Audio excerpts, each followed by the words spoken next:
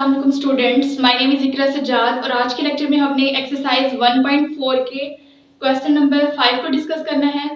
तो जो हमारे पास क्वेश्चन नंबर 5 है, इसमें क्या स्टेटमेंट गिवन है? Find the value of m and n so that the given function is continuous function. यानी इस क्वेश्चन में हमने क्या फाइंड आउट करना है? m और n की वैल्यूज को फाइंड आउट करना है और जो हमारे पास फंक्शन गिवन है ये क्या है? कॉन्टिन्यूअस फंक्शन है। यानी इसमें हमने ये प्रूफ नहीं करना कि हमारे पास ये कॉन्टिन्यूअस फंक्शन है या नहीं है। हमें गिवन है कि ये फंक्शन कॉन्टिन्यूअस है और आपने m और n की वैल्यूज को फाइंड आउट करना है। जैसे प्रीवियस लेक्चर में हमने क्वेश्चन नंबर 4 को किया था, उसमें हमारे पास लिमिट एग्जिस्ट करती थी और हमने c की वैल्यू को फाइंड किया था। इसमें अब हमारे पास क्या है? कंटिन्यूअस फंक्शन है, यानी इसमें ये तीनों कंडीशंस फुलफिल करती हैं और हमने क्या फाइंड आउट करना है? m और n की वैल्यूज को। तो इसको स्टार्ट करते हैं। अगर ये कॉन्टिन्यूअस फंक्शन है तो इसमें फंक्शन डिफाइंड होगा, लिमिट एग्जिस्ट करती होगी और लिमिटिंग वैल्यू फंक्शनल वैल्यू के इक्वल होगी। तो अब हम इसमें पहले तो हम फाइंड कर लेते हैं कि हमारे पास इसकी फंक्शनल वैल्यू क्या है, फिर हम उसको इक्वल रख के देख लेंगे कि हमारे पास ये इक्वल है। तो इसमें चेक करते हैं कि हमारे पास f ऑफ c क्या है। फर्स्ट कंडीशन, अब यहाँ पे देखें कि हमारे पास यहाँ पे 3 यूज हो रहा है, तो इसका मतलब है कि हमने x is equal to c, यानी हमने f ऑफ 3 को फाइंड आउट करना है। तो यहाँ पे देखें at x is equal to 3, हमारे पास f ऑफ 3 क्या है? जहाँ पे exact x is equal to 3 होगा वो फंक्शन हमने यहाँ पे लिख लेना x इज इक्वल टू 3, यहाँ पे है तो n, यानी f ऑफ 3 जो हमारे पास वो क्या है? n। तो अब यहाँ पे हम ये लिखेंगे डिफाइंड, क्योंकि हमें पता है कि उन्होंने कंटीन्यूअस फंक्शन जब कह दिया है तो हमारे पास ये अंडरस्टूड है कि ये क्या होगा? डिफाइंड होगा। यानी n हमारे पास यहाँ पे कोई वैल्यू नहीं आई, n जनरल में है, तो हम इसको डिफाइंड क्यों कहेंगे? क्योंकि हमारे पास ऑलरेडी गिवन है कि ये कंटीन्यूअस फंक्शन है और जब हमें ये कहा जाएगा कंटीन्यूअस फंक्शन है तो इसका मतलब है कि अगर हमारे पास यहाँ पे कोई भी जनरल फॉर्म में आ रहा है तो इसका मतलब है कि वो क्या है? डिफाइंड ही होगा। तो यहाँ पे लिख लें डिफाइंड। अब इसकी सेकंड कंडीशन थी हमारे पास कि इसमें लेफ्ट हैंड लिमिट और राइट हैंड लिमिट को हम फाइंड आउट करते थे, तो इसमें भी हम लेफ्ट और राइट को फाइंड आउट करेंगे। तो इसमें लेफ्ट हैंड लिमिट क्या बनेगी? लिमिट x अप्रोचेस टू 3 को नेगेटिव साइड से f of x is equal to limit x approaches to 3। अब इसमें चेक करें कि हमने फंक्शन कौन सा चूज करना है। मैंने बोला था कि जब हमने लेफ्ट हैंड लिमिट को फाइंड करते होते हैं तो उसमें फंक्शन वो चूज करते हैं जब x क्या हो? लेस हो। अब यहाँ पे क्योंकि 3 यूज हो रहा है तो हमने देखना x लेस देन किससे होना चाहिए? 3 से। तो यहाँ पे देखिए x लेस देन 3 पे कौन सा फंक्शन हमारे पास आ रहा है? ये x लेस देन 3, ये फंक्शन mx। तो यहाँ पे क्या आ जाएगा? mx। लिमिट पुट कर दें, लिमिट हमारे पास 3 है तो ये हमारे पास क्या बन जाएगा? 3m। ये इसकी लेफ्ट हैंड लिमिट आ गई। अब हमने इसकी राइट हैंड लिमिट को फाइंड आउट करना है।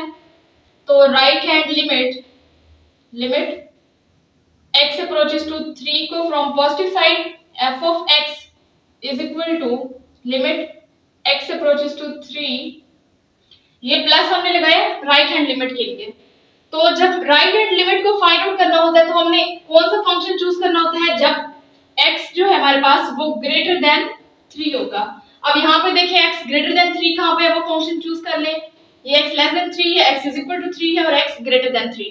तो ये x ग्रेटर देन 3 है तो इस फंक्शन को हम यहाँ पे लिख लेंगे -2x प्लस 9। अब इसमें लिमिट पुट कर दें, क्या बन जाएगा ये हमारे पास? -2 into 3 plus 9 -6 plus 9 is equal to 3।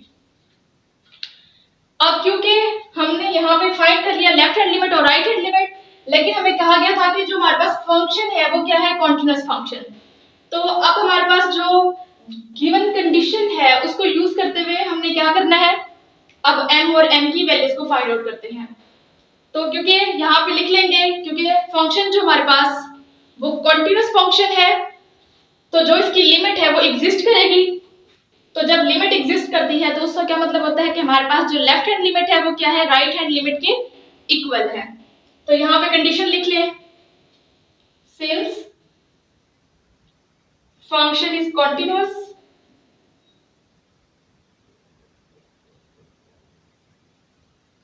So limit exist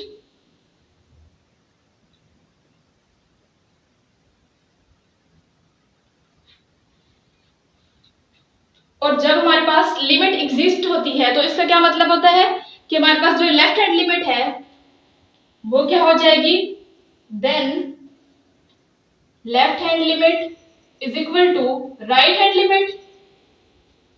अब left hand limit is equal to right hand limit यहाँ पे पुट कर दें। लेफ्ट हैंड लिमिट क्या थी 3m और राइट हैंड लिमिट हमने क्या फाइंड की हुई है 3, तो यहाँ से 3 से कैंसिल आउट हो जाएगा और m इज इक्वल टू 1, यानी m की वैल्यू को हमने क्या किया, फाइंड कर लिया। अब हमारे पास continuous function, since function is continuous function, since function is continuous function, so limit exist, then left hand limit जो हमारे पास है वो क्या है, left hand limit is equal to right hand limit. So उसकी जो लेफ्ट हैंड लिमिट और राइट हैंड लिमिट थी वो हमने वैल्यूज पुट कर ली और यहाँ से हमने m की वैल्यू को फाइंड आउट कर लिया, m इज इक्वल टू 1, ये हमारे पास आ गई m की वैल्यू। अब हमारे पास कॉन्टिन्यूअस फंक्शन की जो थर्ड वाली कंडीशन है कि उसमें जो लिमिटिंग वैल्यू है वो किसके इक्वल होती है, फंक्शनल वैल्यू के। तो अब ये कंडीशन क्योंकि कंटिन्यूअस फंक्शन था तो ये कंडीशन भी फुलफिल है, तो इसको अब यूज करते हैं। फर्स्ट कंडीशन को मैं ये रिमूव कर रही हूं। अब यहाँ पे अगेन लिखेंगे since function is continuous, function सो तो जो हमारे पास उसकी लिमिटिंग वैल्यू है वो क्या होगी, उसकी फंक्शनल वैल्यू के इक्वल हो जाएगी। लिमिटिंग वैल्यू हमारे पास limit x approaches to c f of x is equal to f of c। अब लिमिटिंग वैल्यू हमने क्या फाइंड आउट की थी, एक हमारे पास लिमिट थी 3m और सेकंड लिमिट क्या थी 3, तो लिमिटिंग वैल्यू जो दोनों थी वो हमने वही लिखनी है। Limiting value 3m is equal to 3 is equal to functional value हमने क्या फाइंड आउट की थी, जो मैंने फर्स्ट पे स्टार्ट में फाइंड की थी वो क्या थी, x इज इक्वल टू 3 पे n, तो यहाँ पे क्या आ जाएगा n। मैंने रेस कर दी है लेकिन जो मैंने फर्स्ट पॉइंट पे लिखी है वो आपने यहाँ पे लिख लेनी है, at x is equal to 3, जो हमारे पास f ऑफ 3 था वो क्या था n, तो वही हमने लिखा यहाँ पे f ऑफ 3 लिख लें। मैंने जनरल फॉर्म में लिखा तो आप f ऑफ 3 भी लिख सकते हैं, इज इक्वल टू n। तो अब यहाँ पे हमने m की वैल्यू को फाइंड आउट कर लिया है, तो m की वैल्यू 1 है, तो ये किसके इक्वल हो गया, n इज इक्वल टू 3। तो जो हमारे पास n आ गया वो क्या आ गया 3। तो हमने इसमें यही फाइंड आउट करना था, m और n की वैल्यूज वो हमने फाइंड आउट कर ली है। अब इसका सेकंड पार्ट है हमारे पास, वो देखते हैं।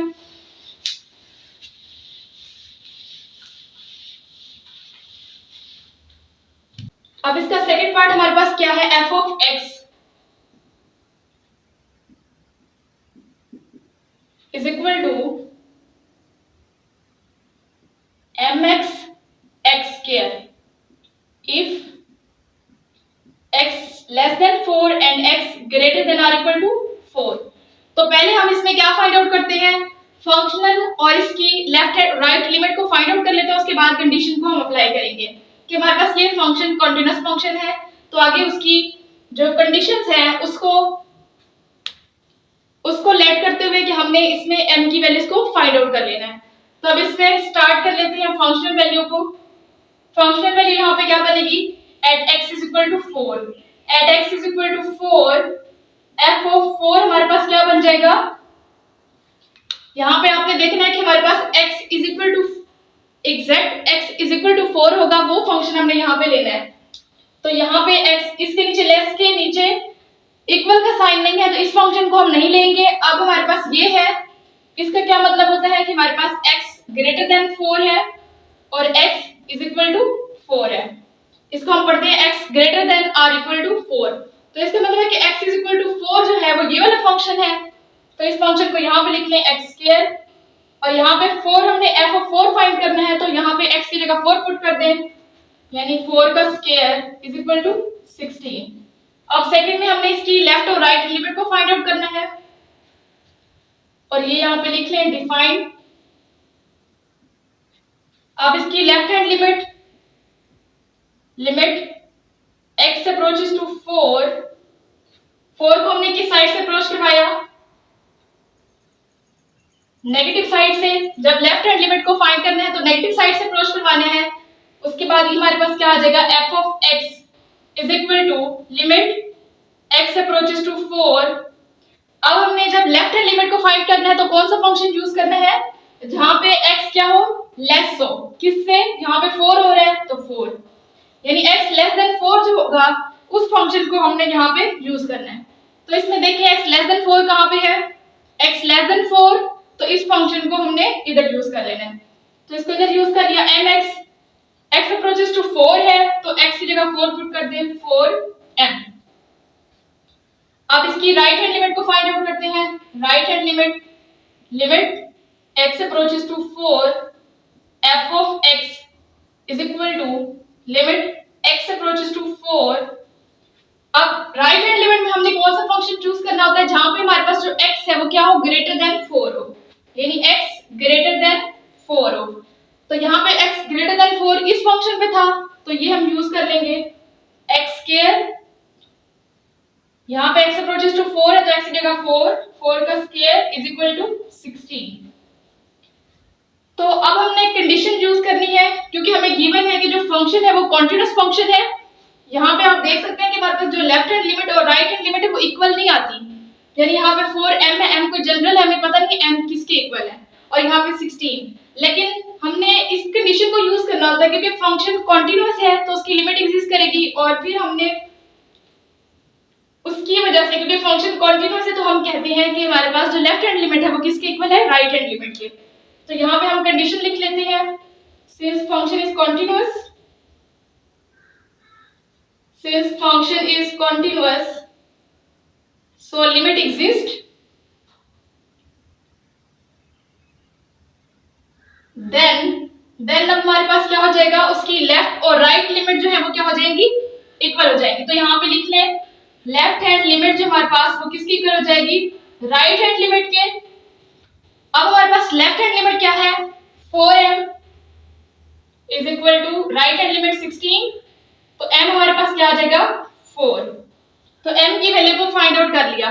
अब इसमें देखिए कि हमारे पास n नहीं था तो हमें आगे प्रोसीड करने की जरूरत नहीं है। अगर इसमें n होता तो हम इसकी थर्ड कंडीशन यूज करते, यानी इसको इक्वल रखते तो हमारे पास वहां से n आ जाता। लेकिन अब इसमें जस्ट m था तो हमने एक ही कंडीशन यूज की कि लेफ्ट हैंड लिमिट जो हमारे पास वो राइट हैंड लिमिट है, उसको इक्वल रख के हमने यहाँ से m की वैल्यू को फाइंड किया। तो जो हमारे पास क्वेश्चन नंबर 5 है ये हमारे पास एंड हो गया। अब इसका जो क्वेश्चन नंबर 6 है वो स्टार्ट करते हैं। तो अब जो हमारे पास क्वेश्चन नंबर 6 है वो क्या है, उसमें हमने फाइंड करना है find value of k if given function जो हमारे पास है वो क्या है, कॉन्टिन्यूअस फंक्शन। यानी यहाँ पे हमने क्या फाइंड करना है, k की वैल्यू को फाइंड करना है, और जो हमारे पास फंक्शन है वो क्या है, कॉन्टिन्यूअस फंक्शन। तो अब इसमें स्टार्ट करते हैं। सबसे पहले कि इसमें फंक्शनल वैल्यू को फाइंड करते हैं, फिर उसमें लिमिटिंग वैल्यू को फाइंड करते हैं, और फिर आगे कंटीन्यूअस फंक्शन की कंडीशन लगा के k की वैल्यू को फाइंड करेंगे। तो फर्स्ट में हमारे पास जो फंक्शनल वैल्यू वो क्या है, at x is equal to 2 f of 2 हमारे पास क्या बन जाएगा, यानी जहां पे हमारे पास at x is equal to 2 होगा वो फंक्शन हमने यहाँ पे लेना है। तो x यहाँ पे हमारे पास x नॉट इक्वल टू 2 और यहाँ पे है x इज इक्वल टू 2, तो f ऑफ 2 क्या बन जाएगा, k। ये हमारे पास आ गई फंक्शनल वैल्यू। अब हमने सेकंड में इसकी देखना है लिमिटिंग वैल्यू। तो लिमिटिंग वैल्यू में पहले हम क्या करते थे, लेफ्ट हैंड लिमिट फाइंड करते थे, राइट हैंड लिमिट फाइंड करते थे, और फिर कंडीशन लगा देते थे कि हमारे पास कॉन्टिन्यूअस फंक्शन है तो लिमिट एग्जिस्ट करेगी और left hand limit is equal to right hand limit. But अगर हमारे पास इस तरह का फंक्शन आ जाए कि जहां पे हमारे पास x नॉट इक्वल टू 2 हो, वहां पे हमारे पास जो लेफ्ट हैंड लिमिट होगी वो राइट हैंड लिमिट सेम होगी, यानी उसमें हमने लेफ्ट और राइट लिमिट को फाइंड नहीं करना, जस्ट हमने लिमिट को फाइंड करना है। जब हमारे पास x greater then 2, x less than 2 इस तरह की फॉर्म हो, तब हमने क्या करना होता है, लेफ्ट हैंड लिमिट को फाइंड करना होता है, राइट हैंड लिमिट को फाइंड करना होता है। जब हमारे पास अगर इस तरह आ जाए कि x नॉट इक्वल टू 2, तो इसका मतलब होता है कि हमारे पास जो लेफ्ट हैंड लिमिट है वो राइट हैंड लिमिट के इक्वल है और हमें फाइंड करने की जरूरत नहीं है। वो हमने जस्ट फिर उसमें क्या फाइंड करना होता है, limit, just direct limit find करते हैं। तो इसमें भी हम क्या करेंगे, डायरेक्ट लिमिट फाइंड करेंगे, क्योंकि यहाँ पे हमारे पास है x not equal to 2, x greater और लेस वाला नहीं है, अदरवाइज हम क्या करते हैं, लेफ्ट और राइट लिमिट को फाइंड करते हैं। तो अब इसकी डायरेक्ट लिमिट को किस तरह से फाइंड करेंगे, यूज करते हैं limit x approaches to 2 f of x is equal to, अब यहाँ पे प्लस माइनस भी लगाएंगे क्योंकि हम क्या कर रहे हैं, डायरेक्ट लिमिट को फाइंड कर रहे हैं। लेफ्ट और राइट को तब फाइंड करेंगे जब हमारे पास x less than 2, x greater then 2 हो। अब हमारे पास क्या, x नॉट इक्वल टू 2, तो हम इसमें ये फंक्शन लेट करेंगे जहां पे हमारे पास x नॉट इक्वल टू 2 है। तो फंक्शन क्या है, limit x approaches to 2 f of x क्या है, वो फंक्शन यहाँ पे लिख लें, square root of 2x plus 5 minus square root of x plus 7 over x minus 2। तो अगर मैं इसमें डायरेक्ट 2 पुट कर दूं तो मेरे पास ये फंक्शन क्या बन जाएगा, 0 ओवर 0 फॉर्म चली जाएगी। तो हम क्या करेंगे, थोड़ी इसकी सिंप्लीफिकेशन करेंगे, तो फिर बाद में हम क्या करेंगे, इसकी लिमिट को पुट करेंगे। तो इसकी सिंप्लीफिकेशन किस तरह से कर सकते हैं, इसको रैशनलाइज करने से हम कर सकते हैं। तो इसको रैशनलाइज कर लेते हैं। रैशनलाइज हम ऊपर वाली नंबर से कर लेंगे। किस तरह से रैशनलाइज करेंगे, यहाँ पे जो माइनस का साइन है वो प्लस का साइन करके मल्टीप्लाई भी कर देंगे और डिवाइड भी कर देंगे। तो इसको मल्टीप्लाई और डिवाइड कर दें, ये मल्टीप्लाई किया 2x प्लस 5 माइनस, तो प्लस कर दिया x plus 7 over square root of 2x plus 5 plus square root of x plus 7। तो अब हमारे पास ये कौन सा ऊपर फॉर्मूला बन गया, a plus B into A minus B. तो हम यहाँ पे कौन सा फॉर्मूला लगा सकते हैं, A square minus B square. तो यहाँ पे फॉर्मूला लगा दें, limit x approaches to 2 a square यानी 2x प्लस 5 का स्क्वायर माइनस b का स्क्वायर यानी x प्लस 7 का स्क्वायर। और नीचे वाली जो टर्म्स है वो ऐसे आ जाएंगी हमारे पास एज इट, यानी x minus 2 into square root of 2x plus 5 plus square root of x plus 7। तो इसको अगर मैं मजीद सिंप्लीफाई करूं, स्क्वायर स्क्वायर रूट से कैंसिल आउट हो जाएंगे और ये किसके इक्वल हो जाएगा, इसको लिख लेते हैं लिमिट x अप्रोचेस टू 2, ये हो गया 2x प्लस 5 माइनस, माइनस को मैंने यहाँ पे अंदर मल्टीप्लाई कर देना है, तो ये क्या हो जाएगा, minus x minus 7 over x minus 2 into square root of 2x plus 5 plus square root of x plus 7। तो यहाँ पे इसको प्लस माइनस कर लेते हैं, 2x माइनस x यानी x हो गया, तो ये किसके इक्वल हो जाएगा, limit x approaches to 2, 2x minus x हो जाएगा और 5 माइनस 7 माइनस 2, तो x माइनस 2 आ जाएगा over x minus 2 into square root of 2x plus 5 plus square root of x plus 7। तो x माइनस 2 डिनोमिनेटर में भी है, न्यूमरेटर में भी है, तो इसको हम कैंसिल आउट कर लेंगे, x माइनस 2 से x माइनस 2 कैंसिल आउट। बाकी जो हमारे पास बचे यहाँ पे हम क्या करेंगे, लिमिट को पुट कर देंगे। तो यहाँ पे लिमिट को पुट कर लें, क्या आंसर आ जाएगा हमारा 1 over square root of x की जगह हमने 2 पुट करना है। तो जब मैं यहाँ पे x की जगह 2 पुट करूंगी तो 2 2 4 plus 5 9 plus square root of x plus 7 है, तो x की जगह हमने 2 पुट करना है, तो x प्लस 7 प्लस 2 9। तो स्क्वायर रूट ऑफ 9 जो हमारे पास वो किसके इक्वल होता है, 3 के, 3 plus 3 is equal to 1 over 6 जो हमारे पास इसकी लिमिटिंग वैल्यू आ गई। अब हमने एक कंडीशन यूज करनी है। हमें पता है कि जब हमारे पास फंक्शन जो है वो कॉन्टिन्यूअस फंक्शन हो तो जो उसमें लिमिटिंग वैल्यू होती है वो किसके इक्वल होती है, फंक्शनल वैल्यू के इक्वल होती है। तो यहाँ पे बस एक ही कंडीशन यूज करेंगे और हमारा आंसर आ जाएगा। यहाँ पे लिख लें, सिंस फंक्शन इज कॉन्टिन्यूअस